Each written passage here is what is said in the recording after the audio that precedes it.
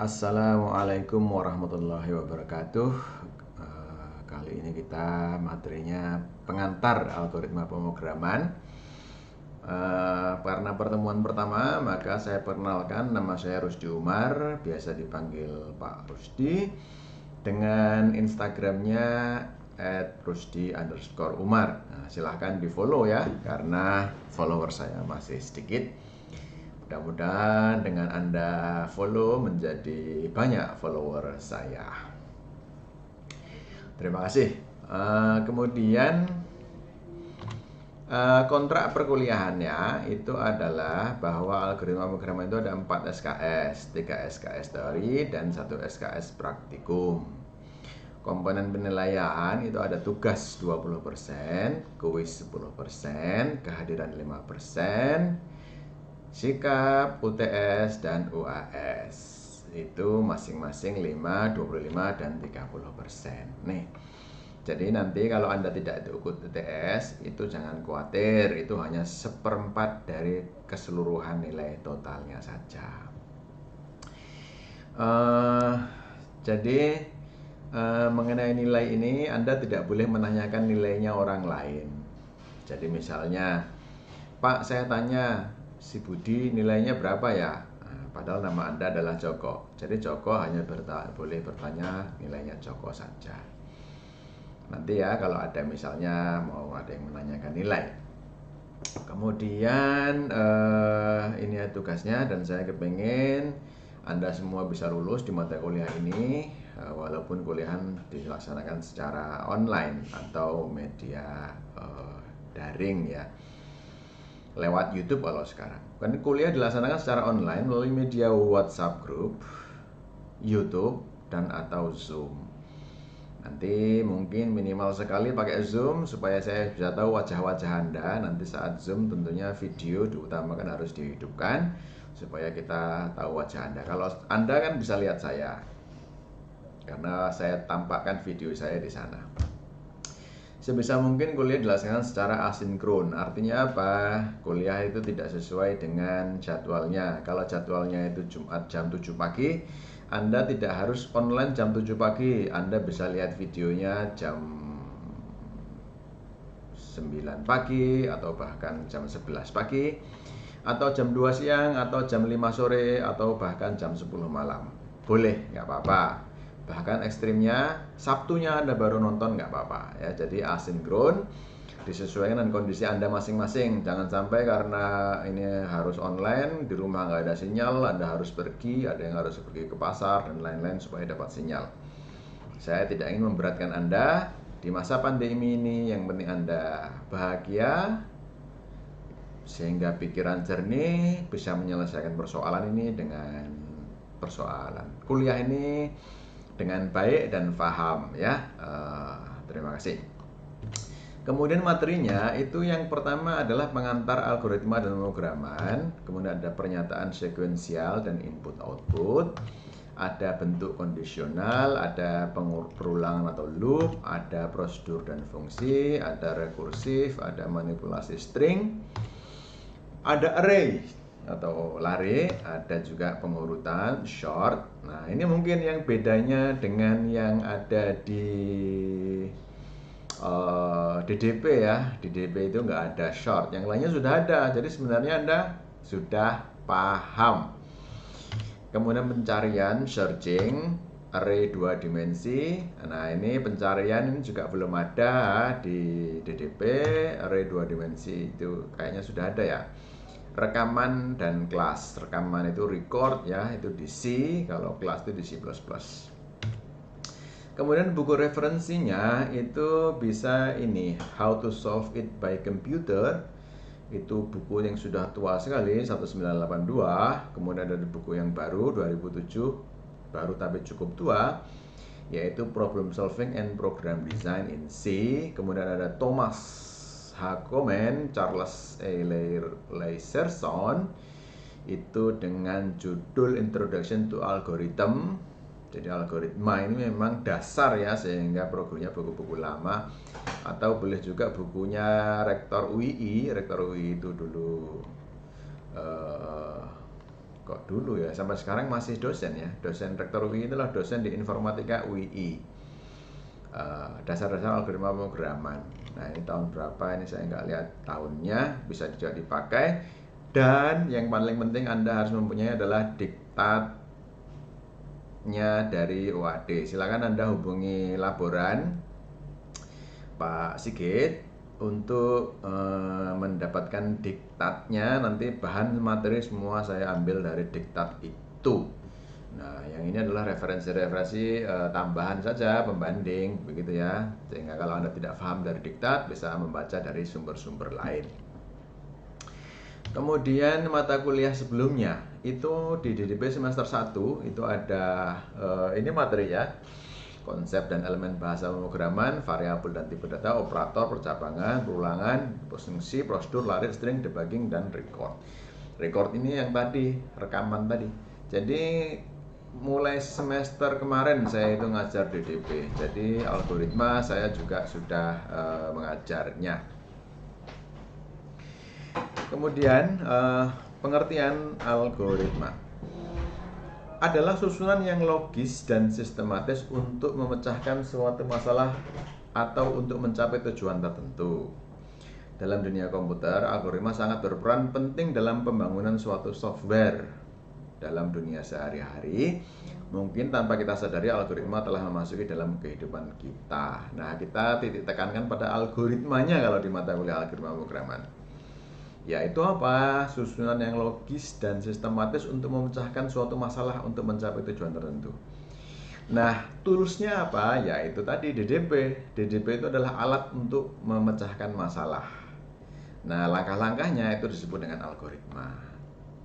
Itu yang menciptakan orang Muslim ya, Muslim dari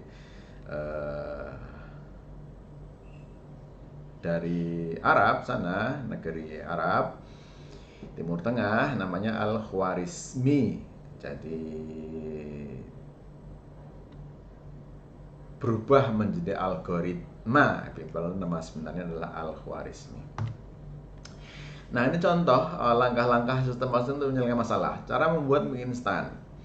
Saya yakin Anda semua, ya tidak yakin ya, kalau Anda ini generasi milenial. Karena anak saya yang kelas 1 SMA itu belum pernah masak mie. Ya, tapi mungkin kalau lihat pernah ya, tapi mungkin tidak seluruh langkahnya lengkap. Oke. Mudah-mudahan Anda sudah paham nih cara memasak mie. Apalagi kalau Anda anak kos, mau tidak mau Anda harus bisa ini masak mie. Karena tidak selamanya Anda itu kemudian semangat untuk keluar kamar mencari makan. Itulah sulitnya anak kos. Mau makan aja harus bangun dari kasur, kemudian pergi dari kos-kosan untuk mencari makan di luaran, entah di warung yang mana. Nah, jadi bukannya kalau di rumah orang tua kan begitu keluar kamar di ruang tengah sudah ada meja makan, tinggal makan. Nah, ini yang repot nih. Kalau Anda malas keluar makan, keluar mencari makan, cara paling mudah adalah membuat mie instan. Walaupun sudah ada aplikasi yang namanya GoFood ya, tanpa keluar kamar bisa juga makanannya datang ya, tetap harus ke gerbang kos untuk mengambil makanan yang dikirimkan oleh GoFood tadi. Oke. Langkah pertama, ambil mie goreng di dalam lemari yang terletak di dapur, kemudian siapkan peralatan yang diperlukan seperti panci, gunting, piring, dan lain-lain. Masukkan bumbu mie instan pada piring, masukkan kompor, kemudian tuangkan air kurang lebih 3 gelas. Masukkan kompor. Hidupkan kompor, kemudian tuangkan air kurang lebih 3 gelas ke dalam panci, kemudian tunggu hingga air mendidih. Masukkan mie instan ke dalam air mendidih, lalu aduk dan tunggu hingga 3 menit. Tiriskan air di dalam panci, kemudian tuangkan mie pada piring, aduk mie agar bumbu tercampur merata pada mie, kemudian sajikan dengan keadaan hangat. Nah, ini langkah-langkah ini yang untuk membuat mie instan ya. Jadi Anda semua sudah tahu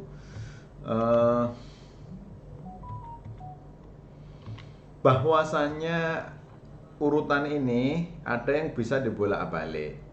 Contohnya 2 dan 3. 2 dan 3 itu bisa bukan 2 dan 3 ya. Siapkan gunting. Ya, siap gunting itu untuk membuka bumbunya. Mana ya? Hidupkan kompor, masukkan mie instan, kemudian tiriskan dalam panci. Oh ya, ini urut semua ya. Aduk mie instan. Oh ya, kebetulan di sini bisa nih. Oh ya, yang ini 1 dan 2 contohnya ya. 1 dan 2 ini bisa dibolak-balik. Siapkan peralatan dulu, baru ambil minyak, atau ambil minyak dulu baru siapkan sholat. Jadi urutan langkah-langkah ini bisa ada yang dibolak-balik, bisa ada yang harus urut begini ya. Kemudian ini, untuk menyusun sebuah algoritma diperlukan pengetahuan yang mendalam tentang permasalahan yang dihadapi. Contoh, berapakah nilai 1 ditambah 2? Bagaimana algoritma menjumlahkan dua bilangan bulat? Ini adalah permasalahannya, itu adalah 1 ditambah 2. Kita ingin menyampaikan bagaimana langkah-langkah untuk menyelesaikannya ini. Bagaimana caranya? Algoritmanya bagaimana nih? Untuk menjumlahkan nilai 1 dan 2. Untuk menjawab pertanyaan pertama dengan mudah kita tidak bisa menjawab 1 tambah 2 adalah 3, karena operan pertama 1 tambah 2 berapa? 3. Karena operan pertama, operan kedua sudah diketahui. Syaratnya ini yang mau ditambahkan harus diketahui, operan pertama dan operan kedua. Operan pertama adalah 1 dan operan kedua adalah 2. Kemudian operator sudah ditentukan. Operatornya itu adalah operator plus, sudah ditentukan. Susunan operan dan operatornya sudah tertentu. Susunan operan dan operatornya sudah tertentu. Nah, susunannya ini 1 plus 2. Bisa juga 2 plus 1. Nah, sudah ada ketentuannya ya. Kebetulan 1 plus 2 dan 2 plus 1 adalah sama. Untuk menjawab pertanyaan kedua, maka harus ditentukan inputnya. Bila itu bilangan pertama dan bilangan kedua. Yang keduanya bertipe integer. Kemudian dipilih operator yang sesuai. Kemudian disusun suatu ekspresi, yaitu perangkaian operan dan operator yang mempunyai nilai tertentu, yaitu bil 1 tambah bil 2. Bil 1-nya itu 1, bil 2-nya adalah 2. Kemudian bil 1 dan 2 dievaluasi ternyata dihitung. 1 tambah 2 berapa? 3 ya. Kemudian nilainya itu disimpan di variabel yang bernama jumlah. Gitu. Jadi jumlah sama dengan diisi oleh bil 1 dan bil 2. Jadi gitu untuk algoritma pemrograman. Mengapa susunan suatu ekspresi itu penting? Nah, contohnya tadi adalah bil 1 plus bil 2. Tidak penting ya, karena kebetulan bil 1 tambah bil 2 sama dengan bil 2 tambah bil 1. Ini kata sini tidak penting. Yang penting itu bila operatornya itu minus. Maka bil 1 dikurangi bil 2 itu berbeda hasilnya dengan bil 2 dikurangi bil 1. 1 dikurangi 2 minus 1, 2 dikurangi 1 adalah 1. Kan beda 1 dan minus 1. Jadi susunan ekspresi menjadi penting karena akan memberikan makna yang spesifik sesuai dengan tujuan penyelesaian masalahnya. Nah, secara umum algoritma itu ditulis dengan input, proses, dan output. Nah, algoritma itu ada input, proses, output. Input, baca bilangan 1, bilangan 2, yang mau ditambahkan itu apa. Prosesnya adalah menjumlahkan bil 1 ditambah bil 2, di-assign ke jumlah, variabel jumlah. Kemudian tulis jumlah, ini outputnya. Jadi input, proses, output. Baca itu adalah input, tulis itu adalah output, yang ini adalah prosesnya. IPO ya, input, proses, output. Nah, flowchart kadang-kadang perlu digambarkan bagaimana arus dan dari data dari algoritma yang sudah dibuat, terutama kalau algoritma sudah cukup kompleks. Untuk itu algoritma dapat disusun dalam bentuk flowchart. Nah, algoritma itu dapat disusun dalam bentuk flowchart. Nanti mungkin yang baru Anda akan belajar Raptor, itu tools untuk membuat flowchart. Kalau C++ Anda sudah paham. Nah, Raptornya ini mungkin sebagian Anda sudah paham, sebagian belum ya. Yaitu untuk membuat flowchart ini ada simbol begini, adalah start atau selesai. Ini adalah simbol input output, ini adalah simbol kondisi, ini adalah simbol nilai awal, ini adalah perulangan, dan ini adalah penugasan. Karena kita belum pada materi ini, kondisi dan nilai awal ya belum dipakai ini ya. Nah, contohnya flowchart mulai bil 1 bil 2 jumlah sama dengan bil 1 plus bil 2 jumlah. Ini adalah input, proses, output, selesai. Ini contoh flowchart yang tidak pakai kondisi dan perulangan ya. Hanya sequence saja ini. Sequencing turut begitu. Nah, ini adalah contoh programnya. Input nilai A. Oh, ini inputnya diambil dari programnya langsung ya, yaitu A sama dengan 5, B sama dengan 10. Kemudian ini prosesnya, kemudian ini hasilnya. Ya, ini adalah contoh program untuk menjumlahkan dua bilangan bulat A plus B.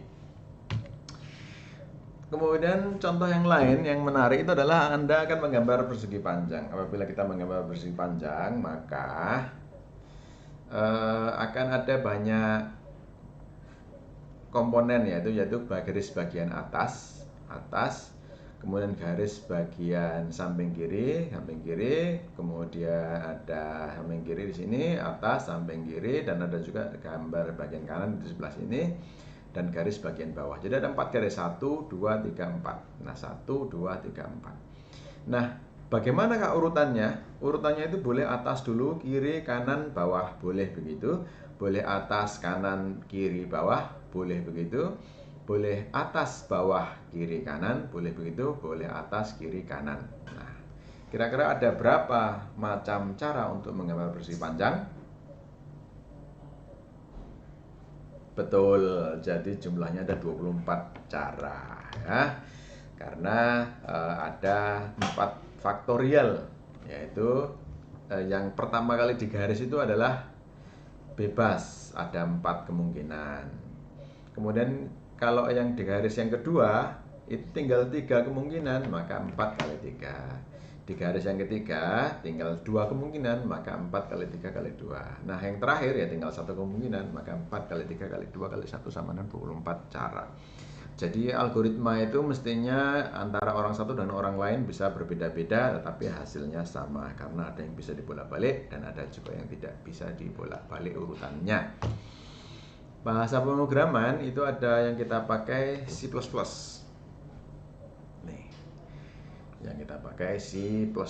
Ada juga program-program lain yang ada di sini dan ini kita tidak pakai. Kemudian struktur algoritma.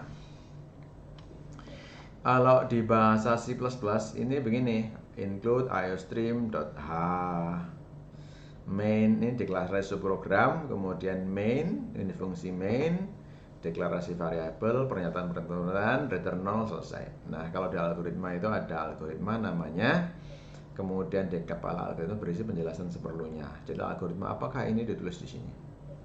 Kemudian deklarasi adalah berisi deklarasi variabel yang terlibat, yang dipakai apa, kemudian deskripsi itu adalah berisi algoritmanya. Jadi gitu ya, bedanya ini deklarasi sama ini, cuman nggak ada main dan include-nya ini nggak ada karena ini adalah bahasa algoritmik. Artinya apa? Bahasa algoritmik itu adalah bahasa yang tidak terikat dengan bahasa pemrograman tertentu. Dari sini algoritmik bisa dirubah ke C++, bisa dirubah ke Fortran, Basic, LSP, Prolog, dan seterusnya. Bisa dirubah ke sekian. Jadi ini adalah generik.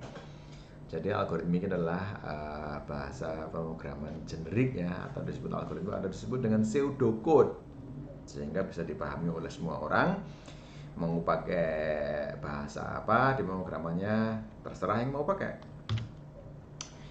Contohnya kalau variabel di algoritmik itu ada B1, B2 jumlah, titik 2 integer. Kalau di bahasa C++ itu int, B1, B2 jumlah. Nah, ini bedanya begitu ya. Ini disebutkan dulu nama variabelnya, baru di titik 2 ini adalah integer. Kalau assignment, kalau di C++ jumlah sama dengan B1 plus B2. Tetapi kalau di algoritmik itu adalah B1 plus B2 diassign ke jumlah. Itu bedanya. Kemudian ini adalah kode sumber menjadi program executable untuk di dalam bahasa C++ ini. Kemudian ini adalah contoh untuk apa ini, menghitung ya, kelas hitung. Yaitu mempunyai anggota fungsi hitung jumlahnya, yaitu menjumlahkan anggota-anggota datanya saja. Kalau anggota datanya itu adalah A, B, C, maka ini A plus B plus C dijumlahkan, diassign ke jumlah. Jadi jumlah ini adalah jumlahnya A, B, C. Ini adalah konstruktor, ya. Ini adalah operator output, ini operator input. Gantinya C in, C out. Ini hitung. Ini adalah konstruktornya, nggak ngapa-ngapain ternyata. Biasanya konstruktor adalah inisialisasi variabel, tetapi ini tidak ngapa-ngapain karena inisialisasi variabel dari input, ya. Nah, dari input masukkan A, masukkan B, masukkan C. Nah, mana tadi masukkan A, masukkan B, masukkan C. Nah, kemudian baru dihitung jumlahnya. Nah, dihitung jumlahnya itu di sini. Setelah C in baru hitung jumlahnya, baru di C out. C out-nya ini. Nilai A, B, C jumlahnya adalah jumlah. Keluaran titik jumlah. Ini karena nama objeknya keluaran, ya.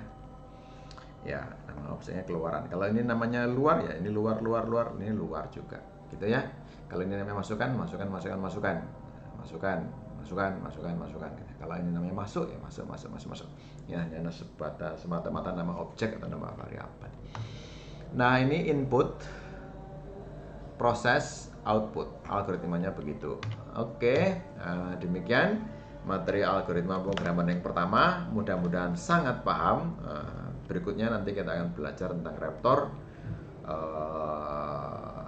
untuk algoritma pemrograman. Terima kasih. Assalamualaikum warahmatullahi wabarakatuh.